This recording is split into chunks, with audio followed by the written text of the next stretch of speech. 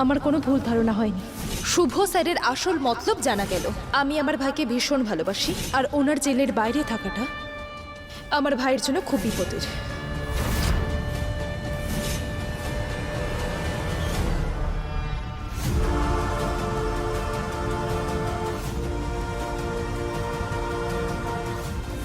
আমি আমার ভাইকে খুব ভালোবাসি, আর ওনার জেলের বাইরে থাকাটা আমার ভাইয়ের জন্য ভীষণ বিপদের। যান ওখানে গিয়ে বসুন।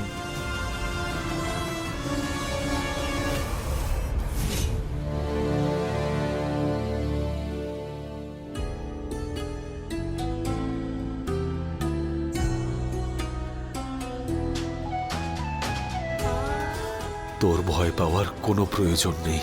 আমি যে নির্দোষ সেটা আমি অবশ্যই প্রমাণ করব।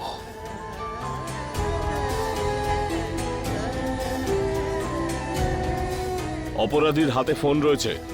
হাঁ করে কি দেখছো? ফোনটা নিয়ে নাও।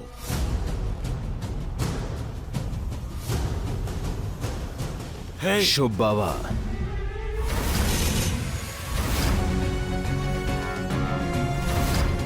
আরে তোমার পিসেমশাইয়ের ওপর এত রাগ কেন দেখাচ্ছ?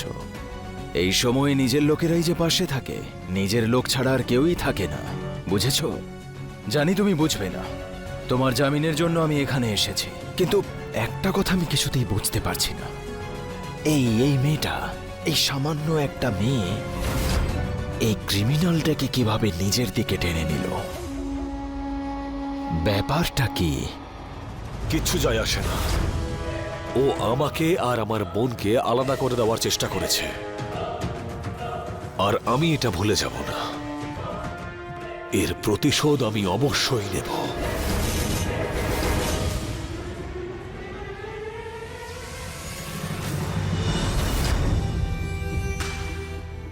দিদি, দিদি তুমি আমার উপর রেগে আছো? আরে আমি কি করেছি?